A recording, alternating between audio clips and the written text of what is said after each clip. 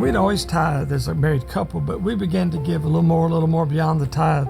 And we committed to begin to double tithe. And one of the cool things that happened soon after, God blessed and began to make up the difference, but we just never missed it. And since that time, we've always double tithed or beyond to support the ministries that God has called us to support through Chets Church. When Spike said that he was feeling led for us to double tithe, it was a really big deal. And even with being a big deal, knew that we could trust God, that we couldn't outgive God, that God had always provided.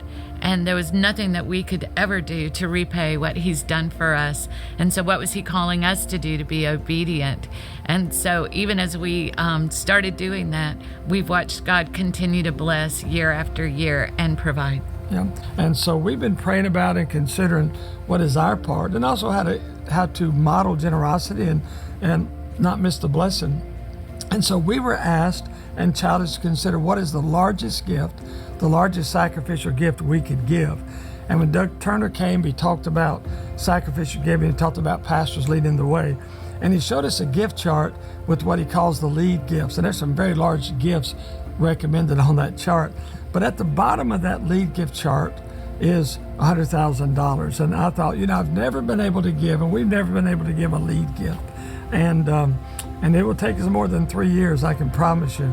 But we've prayed about it, and we have made a commitment to be one of those lead gifts of $100,000. We've already started giving toward it this year, and we'll probably give toward it beyond year 3 just to be able to make that goal.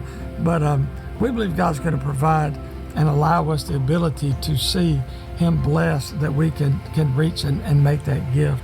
And it's a little nervous, a little nerve-wracking, but the greatest example of generosity, the one that Jesus pointed to and mentioned, was not someone who gave a large amount of money.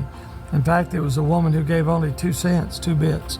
And he said that was the greatest example of sacrifice, of stewardship that he'd ever seen. And so what we're not asking people to do is give necessarily an unbelievable amount of money.